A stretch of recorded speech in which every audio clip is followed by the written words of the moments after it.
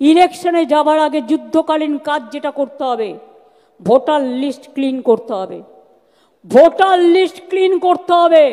ঠেলার নাম যে বাবাজি, বর্তমানে জাতীয় নির্বাচন কমিশনের অবস্থা ও স্বীকারোক্তি দেখে সেটাই মনে হচ্ছে। পশ্চিমবাংলার ভোটার তালিকায় কয়েক লক্ষ ভুতুড়ে ভোটার ঢুকে পড়েছে। এই দাবি তুলেছিল মমতা বন্দ্যোপাধ্যায় তৃণমূল কংগ্রেসের কর্মী সম্মেলন থেকে।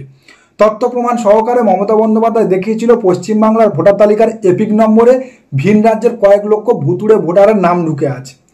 মমতা বন্দ্যোপাধ্যায়ের তোলা এই দাবিকে কোনো মতে মানতে রাজি ছিল না জাতীয় নির্বাচন কমিশন। কিন্তু মমতা বন্দ্যোপাধ্যায়ের নির্দেশের পর যখন জেলায় জেলায় বুথে বুথে স্ক্রুটিনি শুরু হয়, আর সেই স্ক্রুটিনিতে যখন হাজার হাজার ভুতুড়ে ভোটার বা ভুয়ো ভোটারের নাম বেরিয়ে আসে, সেই ভুয়ো ভোটার বা ভুতুড়ে ভোটারের নামের তালিকা সমেত সুদীপ বন্দ্যোপাধ্যায়, ডেরেক ওব্রাহিমকে যখন নির্বাচন কমিশনের কাছে পাঠায় মমতা বন্দ্যোপাধ্যায়, তৃণমূল কংগ্রেসের লাগাতার তৈরি চাপের কাছে অবশেষে গতকাল নথি স্বীকার করে জাতীয় নির্বাচন কমিশন। অর্থাৎ অবশেষে মমতা বন্দ্যোপাধ্যায়ের তৈরি করা লাগাতার চাপের কাছে নথি স্বীকার করল জাতীয় নির্বাচন কমিশন। মমতা বন্দ্যোপাধ্যায়ের তোলা ভুতুড়ে ভোটার তত্ত্বকে মান্যতা দিল জাতীয় নির্বাচন কমিশন। অবশেষে ভুল নির্বাচন কমিশন স্বীকার করলো, হ্যাঁ, মমতা বন্দ্যোপাধ্যায় আগেই অভিযোগ জানিয়েছিল, আর সেই অভিযোগই মানল কমিশন। এপিকের যে ভুল তা সংশোধনের প্রতিশ্রুতিও দেওয়া হচ্ছে কমিশনের তরফ থেকে। মমতা বন্দ্যোপাধ্যায় যখন প্রথম দাবি তুলেছিল যে পশ্চিমবাংলার ভোটার তালিকার এপিক নম্বরে ভিন রাজ্যের কয়েক লক্ষ মানুষের নাম ঢুকেছে, অর্থাৎ একই এপিক নম্বরে একাধিক ব্যক্তির নাম যারা ভিন রাজ্যের, মমতা বন্দ্যোপাধ্যায়ের সেই দাবির পর পাল্টা সাংবাদিক সম্মেলন করে প্রেস বিবৃতি করে জাতীয় নির্বাচন কমিশন কি বলেছিল, কিছু ভোটারের এপিক নম্বর এক হতে পারে কিন্তু বিধানসভা কেন্দ্র ও পোলিং বুথ আলাদা। অর্থাৎ মানা তো দূরের কথা, মমতা বন্দ্যোপাধ্যায়ের সেই দাবিকে নস্যাৎ করে প্রথমে বলেছিল যে কিছু ভোটারের এপিক নম্বর এক হতে পারে, অর্থাৎ একই এপিক নম্বরে দুজন ভোটার হতেই পারে, শুধু তাদের বিধানসভা আলাদা হবে আর পোলিং বুথ আলাদা হবে। জাতীয় নির্বাচন কমিশনের এই বিবৃতির পর মমতা বন্দ্যোপাধ্যায় যখন চাপ তৈরি করে যে তাহলে ইউনিকনেস কোথায়, স্বচ্ছতা কোথায়, স্বতন্ত্রতা কোথায়, একাধিক প্রশ্নে যখন জাতীয় নির্বাচন কমিশনকে চেপে ধরে তৃণমূল কংগ্রেসের প্রতিনিধি দল, তখন জাতীয় নির্বাচন কমিশন নড়ে চড়ে বসে এবং বিষয়টা নিয়ে অনুসন্ধান শুরু করে। আর অবশেষে গতকাল তারা তাদের অফিসিয়াল ওয়েবসাইটে জানিয়েছে কি, যে একই এপিক নম্বর, অর্থাৎ এপিক নম্বর অনুযায়ী একজন ভোটার শুধুমাত্র সেই রাজ্যে ভোট দিতে পারবে যেখানে তার ভোটার তালিকায় নাম রয়েছে।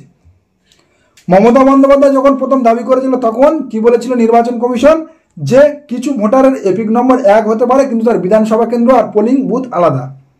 আর যখন মমতা বন্দ্যোপাধ্যায় চেপে ধরল নির্বাচন কমিশনের এই কথাটা শুনে নির্বাচন কমিশনকে, তারপরে তারা কালকের কি বলল, যে এপিক নম্বর অনুযায়ী কেবলমাত্র একজন ভোটারের নাম থাকবে। মমতা বন্দ্যোপাধ্যায়ের দাবিকে মেনে নিল, তৃণমূল কংগ্রেসের দাবিকে মেনে নিল, অর্থাৎ মমতা বন্দ্যোপাধ্যায়ের ভুতুড়ে ভোটার তত্ত্বকে মান্যতা দিয়ে আগামী 3 মাসের মধ্যে যে সমস্ত ভুতুড়ে ভোটার বা ভিন রাজ্যের ভোটারের নাম রয়েছে পশ্চিমবাংলার ভোটার তালিকার এপিক নম্বরে, সেগুলো তারা কারেকশন করবে। গতকাল তাদের অফিসিয়াল ওয়েবসাইটে জানিয়েছে জাতীয় নির্বাচন কমিশন। মমতা বন্দ্যোপাধ্যায় যে অভিযোগ করেছিলেন আগেই স্বীকার করেছিল, আজকে আরো বড় করে স্বীকার করে নিয়েছে এবং বলেছে 3 মাসের মধ্যে তারা এগুলো সব এই করবে ওই করবে, সরাবে ইত্যাদি ইত্যাদি। এত বড় একটা কেলেঙ্কারি, বিজেপি একটা নতুন স্ক্যাম নিয়ে ঢুকেছিল, মহারাষ্ট্র, দিল্লি এইসব করেছে, ওরা ধরতে পারেনি। বাংলার মাটি আলাদা মাটি, মমতা ব্যানার্জি ধরেছেন। কমিশন যাই বলুক, যত ভুল শোধরাক, আমাদের স্ক্রুটিনির কাজ নেত্রীর নির্দেশে সর্বশক্তিতে চলবে। পশ্চিমবাংলার ভোটার তালিকা জনবিস্ফোরণ ঘটিয়ে ভিন রাজ্যের ভোটারদের নিয়ে এসে ভোট দিয়ে 2026 বিধানসভা নির্বাচনে ক্ষমতা দখলের চেষ্টা চালিয়েছিল ভারতীয় জনতা পার্টি। প্রথম ধাপে যেটা ধরা পড়ে গেল, নির্বাচন কমিশন যেটা স্বীকার করে নিল। পশ্চিমবাংলার জনগণ ভারতীয় জনতা পার্টিকে কোনোদিন গ্রহণ করেনি, আগামী 2026 বিধানসভা নির্বাচনেও হয়তো গ্রহণ করবে না। এটা আগেভাগে বুঝে গিয়ে 2026 বিধানসভা নির্বাচনের আগে দিল্লি, হরিয়ানা, মধ্যপ্রদেশ ও মহারাষ্ট্রে ভারতীয় জনতা পার্টি যেভাবে ভুতুড়ে ভোটার ঢুকিয়ে ক্ষমতা দখল করেছে, সেই একই উপায়ে বা একই কৌশলে পশ্চিমবাংলায় ও ক্ষমতা দখলের ষড়যন্ত্র করেছিল। আর যেটা অভিজ্ঞ মমতা বন্দ্যোপাধ্যায়ের দিব্য দৃষ্টির কারণে ধরা পড়ে গেল, পশ্চিমবাংলার রাজনৈতিক সচেতন শিক্ষিত মানুষ যেটা ধরে ফেলে দিল। আজকে মহারাষ্ট্রে হারিয়েছে কি করে, ওরা ধরতে পারেনি। আজকে দিল্লিতে হারিয়েছে কি করে? ওরা ধরতে পারেনি, ওরা বাংলাতেও শুরু করেছে। বাংলায় আমরা ধরব এবং যোগ্য জবাব দেব। মাথায় রাখবেন, এটা challenge, it's a challenge. Will you accept that challenge?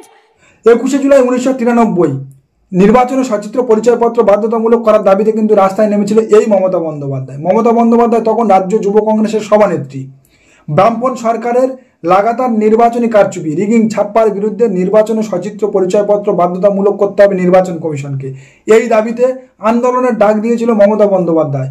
রাস্তায় নেমেছিল কয়েক লক্ষ সাধারণ পশ্চিমবঙ্গবাসী, সঙ্গে ছিল পশ্চিমবঙ্গের যুব কংগ্রেসের কয়েক হাজার কর্মীবৃন্দ। মমতা বন্দ্যোপাধ্যায়ের এই স্বচ্ছ নির্বাচনের সপক্ষে করা আন্দোলনকে বন্দুকের নল আর ক্ষমতা দিয়ে আটকাতে চেয়েছিল তৎকালীন বামপন সরকার। 1991-এর বিধানসভা নির্বাচনে কংগ্রেসকে দুর্মুষ করে জ্যোতি বসুর নেতৃত্বে পশ্চিমবঙ্গে চতুর্থবারের জন্য ক্ষমতায় আসে বামফ্রন্ট। 294টি আসনের মধ্যে 245টি আসন পায় বামেরা, বিরোধী কংগ্রেস পায় 43টি আসন। কংগ্রেস অভিযোগ করল কারচুপি করে জিতেছে বামেরা, যে সে কারচুপি নয়, সায়েন্টিফিক রিগিং। ভূত তাড়াতে স্টেশনের জড়িবুটিকেই সঞ্জীবনী ভাবল প্রদেশ কংগ্রেস। 21শে জুলাই 1993 সচিত্র পরিচয়পত্র দেখিয়ে ভোট করার দাবিতে 1993 সালের 14ই জুলাই মহাকরণ অভিযানের ডাক দেয় যুব কংগ্রেস। কিন্তু অভিযানের কদিন আগে 12 তারিখ মারা যান রাজ্যপাল নুরুল হাসান। আন্দোলনের দিন পিছিয়ে করা হয় 21শে জুলাই। সেদিন তৎকালীন যুব কংগ্রেস সভানেত্রী মমতা বন্দ্যোপাধ্যায়ের ডাকে শহরের 5টি জায়গা থেকে মিছিল করে মহাকরণের দিকে এগোতে শুরু করেন যুব কংগ্রেস কর্মীরা। বিভিন্ন মিছিলে নেতৃত্ব দেন সৌগত রায়, সুদীপ বন্দ্যোপাধ্যায়, পঙ্কজ বন্দ্যোপাধ্যায়, কাকলি ঘোষ দস্তিদার, মদন মিত্র, জ্যোতিপ্রিয় মল্লিকের মতো নেতারা। কিন্তু মহাকরণ পৌঁছানোর আগেই সব মিছিল ব্যারিকেড করে আটকে দেয় পুলিশ। মিছিল আটকাতেই ধুন্ধুমার। বিভিন্ন জায়গায় পুলিশের সঙ্গে বিক্ষোভকারীদের সংঘর্ষ বেঁধে যায়। বিক্ষোভকারীদের সামলাতে কাঁদানে গ্যাসের শেল ছোড়ে পুলিশ। চলে বেধড়ক লাঠিচার্জ। দাবি, লাঠির ঘায়ে গুরুতর জখম হন খোদ মমতা বন্দ্যোপাধ্যায়। প্রায় বলা যেতে পারে যে পাগলা কুকুরের মতন আমাদের উপরে ঝাঁপিয়ে পড়েছিল। তারপরে টিয়ার গ্যাসের পরেই গুলি, একটু সময় দেয়নি এবং শান্তিপূর্ণ মিছিলটাকে লন্ডভন্ড করে দিয়েছিল। আজকেও ভাবতে আমার গায়ে কাঁটা দেয়। নেত্রী জখম হয়েছেন, খবর ছড়িয়ে পড়তেই আগুনে ঘি পড়ে। কিছুটা কোণঠাসা হওয়ার পর পাল্টা মারমুখী হয়ে ওঠে পুলিশও। গোটা মধ্য কলকাতা কার্যত রণক্ষেত্রের চেহারা নেয়।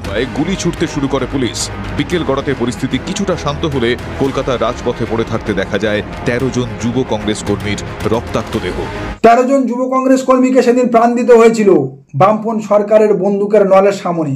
আজকের সগৌরবে তৃণমূল কংগ্রেস যে 21শে জুলাই পালন করে, সেই 21শে জুলাই কিন্তু ছিল মমতা বন্দ্যোপাধ্যায়ের স্বচ্ছ নির্বাচনের সপক্ষে করা আন্দোলন।